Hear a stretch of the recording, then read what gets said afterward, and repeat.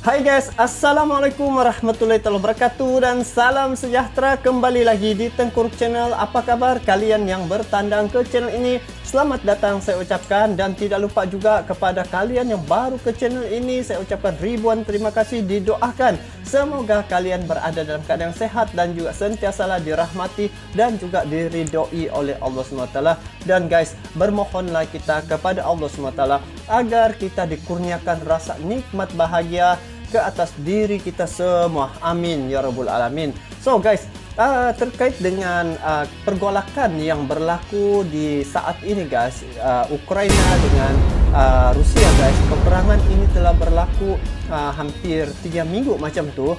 Jadi di mana posisi Indonesia saat sekarang ini memainkan peranan yang penting.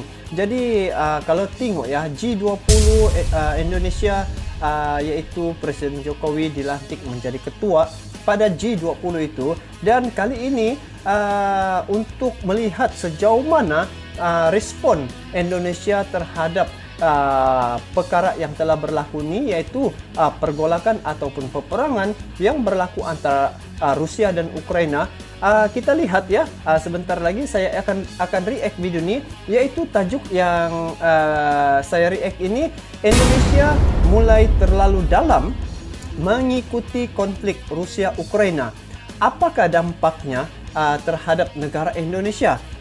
Okey, jadi yuk kita simak video ini. Dan untuk makluman kalian, ini video saya tengok di channel TV1 News ya. Jadi kepada kalian yang menonton video ini, sama-sama juga kita support ini TV1 News dengan memberi like, komen, dan bagi yang belum lagi subscribe dia punya channel, jadi silalah subscribe channelnya. Jadi ayo kita simak macam mana, di mana posisi Indonesia dan apakah dampaknya terhadap negara Indonesia. Jadi yuk kita simak videonya sama-sama, jom.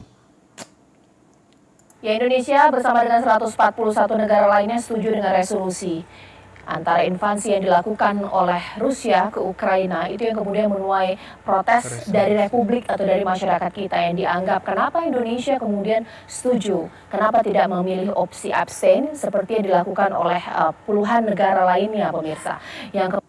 Wow, ini yang terkait dengan 141 negara tuh ya, PBB yang menyokong resolusi itu ya, yang maksudnya jangan melakukan serangan terhadap Ukraina, begitu kah guys? Kemudian jadi fokus masyarakat adalah bukankah Indonesia saat ini memegang teguh prinsip politik luar negeri bebas aktif, apalagi ada momen presidensi G20 dari mana Rusia juga merupakan salah satu anggotanya. Itu yang akan saya bahas di malam hari ini. Indonesia menjadi ketua G20 ya. Sudah tepatkah sikap dari pemerintah Indonesia? Dan di studio sini sudah hadir merupakan pengamat politik internasional, Mas Arya Sandiuda. Selamat malam, Assalamualaikum. Waalaikumsalam warahmatullahi wabarakatuh. Selamat malam. Lewat sambungan Zoom, saya juga sudah tersambung dengan dua narasumber saya. Ini pakar-pakar saya ini, mulai dari Prof. Hikmahanto Juwana, pakar politik atau pakar hukum internasional. Mohon maaf Prof. Hik.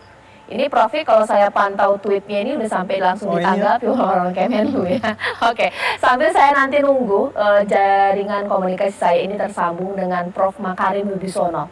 Tapi sebelumnya saya ke Prof. Hik dulu. Prof, kenapa sih Prof kemudian begitu sedikit keras ya bersuara terkait sikap Indonesia dalam sidang PBB yang mendukung resolusi? Kita menjadi satu di antara 141. Kenapa tidak abstain? Bahkan dikaitkan dengan politik luar negeri bebas aktif. Seperti apa, Prof? Jadi gini, saya memperdomani apa yang disampaikan oleh Bapak Presiden pada tanggal 24 Februari kemarin ketika Rusia melancarkan operasi militer khususnya ke Donbas. Ketika itu Bapak Presiden dalam Twitternya mengatakan stop perang, karena perang itu menyengsarakan umat manusia. Lalu betul. Dari situ saya... Itu ada di Twitter ya, Presiden Jokowi dia menyatakan stop perang itu. Saya pelajari Piagam Perserikatan Bangsa-Bangsa. Apa yang disampaikan oleh Bapak Presiden itu mengacu kepada pasal 2 ayat 3 Piagam Perserikatan Bangsa-Bangsa yang mengatakan bahwa setiap negara yang mempunyai sengketa di antara mereka, maka harus menyelesaikan secara damai sehingga tidak membahayakan perdamaian dan keamanan internasional dan keadilan. Oh, betul lah yang dikatakan oleh Presiden Jokowi itu. Maksud dia cakap gitu, untuk setiap negara tuh kalau berlaku pergolakan harus atur ataupun selesaikan secara damai tanpa memberi impak pada negara-negara lain. Oh, oke. Jadi di sini penyelesaian damai ini penting. Sehingga Bapak Presiden sudah menyampaikan stop perang. Tetapi sehari kemudian Kremlin mengeluarkan pernyataan resmi yang mengatakan bahwa dengan mematuhi prinsip-prinsip dalam piagam PBB, maka di situ disebutkan integritas wilayah suatu negara tidak boleh diserang. Itu rujukannya adalah pasal 2 ayat 4 piagam PBB. Dan di situ kemudian disebutkan bahwa serangan terhadap Ukraina, meskipun tidak menyebut Rusia, adalah tidak bisa diterima, tidak dapat diterima. Nah, is unacceptable. Nah, saya melihat wah, ini siapa nih, guys? pasal 2 ayat 4 yang dipakai. Dan ketika saya melihat apa yang diwacanakan oleh negara-negara barat, mereka menggunakan pasal 2 paragraf atau ayat 4 piagam PBB ini. Oh, dia termasuk di piagam PBB ya? Yang macam yang dimaksudkan tadi itu di awal tadi itu, untuk pergolakan kedua negara, jangan memberi impak lah kepada negara-negara yang lain. Saya katakan, loh, kenapa kemudian negara-negara barat itu merasa dirinya yang paling berwenang untuk menghakimi apakah serangan itu sebagai serangan invasi ya terhadap wilayah negara lain, ataukah serangan yang sifatnya untuk membela diri, pasal 51 piagam PBB. Ingat pada waktu Amerika Serikat di bawah George Bush Junior masuk ke Irak dan tidak mendapatkan mandat dari Perserikatan Bangsa-Bangsa karena pada waktu itu diveto oleh Prancis, dia menggunakan apa? Pasal 51 piagam PBB, bahwa ini dalam rangka untuk membela diri saya berdasarkan pasal 51 piagam PBB. Kalau Amerika Serikat boleh, tetapi kalau negara lain tidak boleh. Ya, kita harus pahami bahwa Rusia pun masih menggunakan pasal 51 piagam PBB, sama juga Ukraina. Artinya apa? Karena setelah Perang Dunia Kedua, perang itu hanya diperbolehkan untuk 2 alasan. Pertama, apabila dimandatkan oleh Perserikatan Bangsa-Bangsa. Pertama, apabila dimandatkan oleh Perserikatan Bangsa-Bangsa Bersatu tuh. Dua adalah dalam rangka menggunakan hak untuk membela diri. Pasal kedua, hak untuk membela diri. 51 piagam PBB. Tidak ada negara satupun yang mengatakan bahwa saya masuk ke suatu negara karena agresif. Termasuk kita Indonesia. Ketika kita, Timur-Timur, berintegrasi dengan kita ada di sana dalam rangka mempertahankan kesatuan dari Timur-Timur. Tapi oleh Amerika Serikat dan kawan-kawan, kita pada waktu itu dihakimi. Katanya kita telah melakukan aneksasi terhadap Timur-Timur yang saat itu merupakan bagian dari Portugal. Oh, baru paham. Apa yang Indonesia buat di Timur-Timur tuh untuk keselamatan kan? Tapi dia cakap sana itu invasi. Ini yang saya katakan. Kenapa Indonesia kita tidak melihat konteks? Pada saat sekarang ini, apalagi Indonesia sebagai presiden dari G20, harusnya kita menjaga jarak antar dua negara yang bertikai ini. Dan seperti Bapak Presiden katakan, selesaikan secara damai. Tidak dengan menggunakan kekerasan. Sehingga apa? Kalau kemarin itu di PBB, kan Kemlu bisa memunculkan utusan kita di sana, PTRI, memunculkan alternatif resolusi yang mengatakan bahwa pertama harus ada gencatan senjata. Kita tidak mengutuk. Tapi gencatan senjata harus dilakukan oleh negara yang bertikai. Yang kedua, perdamaian harus dilakukan. Nah, sekarang yang repot lagi, pemerintah Amerika Serikat melalui Wakil Menteri Luar Negeri memberikan selamat, memberikan terima kasih kepada Ibu Menlu.